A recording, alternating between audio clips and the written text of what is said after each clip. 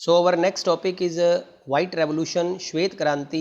श्वेत क्रांति में आप लोग इस वाइट रेवोल्यूशन के बारे में सुन चुके होंगे। To increase the production of milk in our country it lets to be a white revolution. ये वाइट रेवोल्यूशन जो थी वो दुग्ध उत्पादन को, यानी कि दूध उत्पादन की प्रोडक्शन को बढ़ाने से रिलेटेड है कि हमारे देश में दूध की कहीं कमी ना हो। तो शुरुआत करते हैं कि अटली बटली डिलीशियस का जुमला आपने ज़रूर पढ़ा सुना होगा। वह खुशगवार तस्वीर भी देखी होगी जिसमें एक छोटी सी बच्ची के हाथ में मक्खन का एक टोस्ट होता था। जी हाँ, हम अमूल के विज्ञापन की बात कर रहे हैं। क्या आप जानते हैं कि अमूल के उत्पादों के पीछे सरकारी डेयरी फार्मिंग की एक पूरी कथा छुपी हुई है।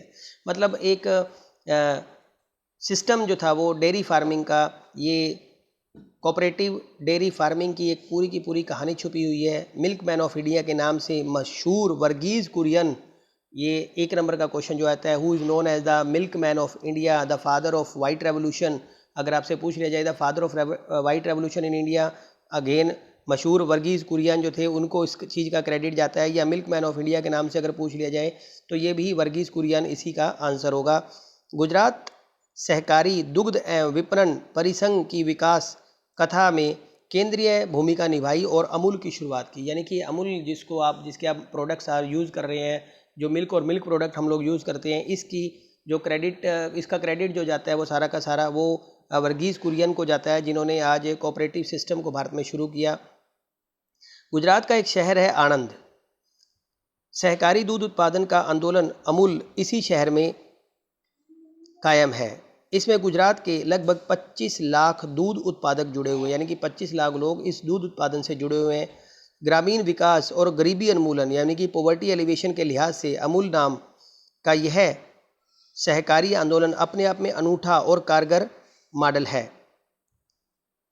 इस मॉडल के विस्तार से श्वेत क्रांति के नाम से जाना जाता है। 1970 में ऑपरेशन फ्लड, ये ऑपरेशन फ्लड जो production to increase the production of milk के नाम से भी जाना जाता है, ग्रामीण विकास कार्यक्रम शुरू हुआ था। ऑपरेशन फ्लड के अंतर्गत सहकारी दूध उत्पादकों को उत्पादन एक राष्ट्रव्यापी तंत्र से जोड़ा गया, यानी कि एक ऐसे मैकेनिज्म से जोड़ा गया कि जिससे ज़्यादा से ज़्यादा मिल्क जो है वो प्रोड्यूस किया जा सके। बहरहाल ऑपरेशन फ्लड सिर्फ डेयरी कार्यक्रम नहीं था।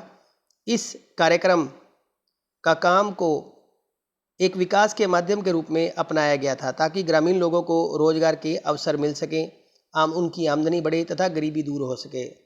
सहकारी दूध उत्पादकों की संख्या लगातार बढ़ रही है और सदस्यों की संख्या भी बढ़ रही है। महिला सरकारी डेयरी के जमातों में भी इजाफा हुआ है। आज ना से ये बात हम जो की जा रही है उस समय की, जिस समय 25 लाख जुड़े हुए थे, आज इसके संख्या जो है वो और बढ़ती जा रही है। आप देख रहे हो कि आज अमूल के प्रोडक्ट पूरे इंडिया भर में जाने जा रहे हैं। और तो ये था कोऑपरेटिव सिस्टम। इसके अलावा एक लिज्जत कंपनी है जो भी इसी तरह से काम करती है।